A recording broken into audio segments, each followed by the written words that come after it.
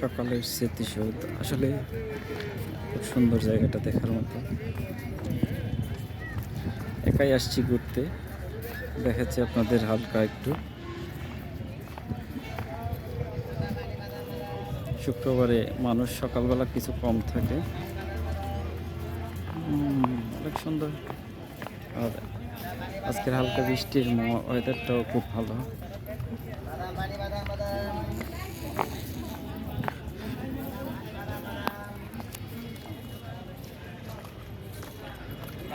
বাদাম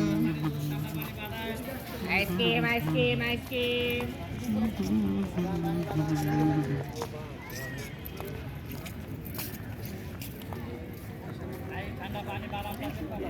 না ভাই, লাগবে না, লাগবে না।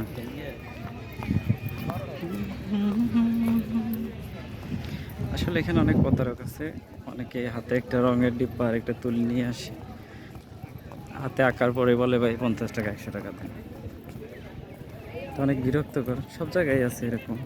প্রতারক হতে সাবধান, যারাই আসবেন ঘুরতে একটু সাবধানে থাকবেন। আমাকে এখন ধরছিল, কিন্তু আমি দেইনি, লাগবে না বলে চলে আসলাম।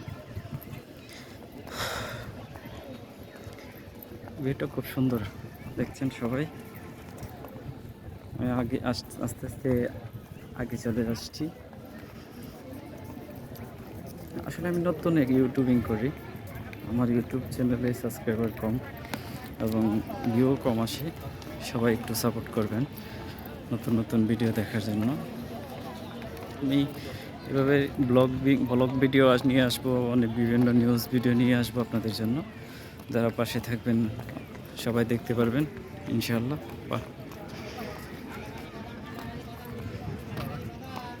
স্মৃতিসৌধের পাশেই খুব সুন্দর করে সাজানো একটি কবরস্থান আছে। এখানে একটি না, অনেকগুলো কবরস্থান আছে। এখানে দেখতে পারতেছেন আপনারা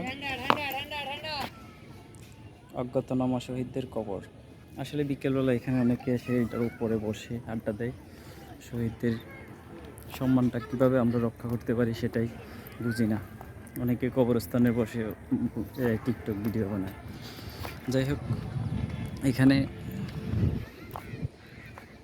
মুক্তিযুদ্ধের সময় যারা শহীদ হয়েছে, তারা যাদের পরিচয় জানা নাই, সবাই এখানে কবর দেওয়া হয়েছে।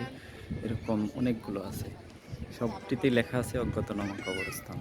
তা শহীদের স্মৃতিতে অমর হয়ে থাক আমাদের এই স্মৃতিসৌধ।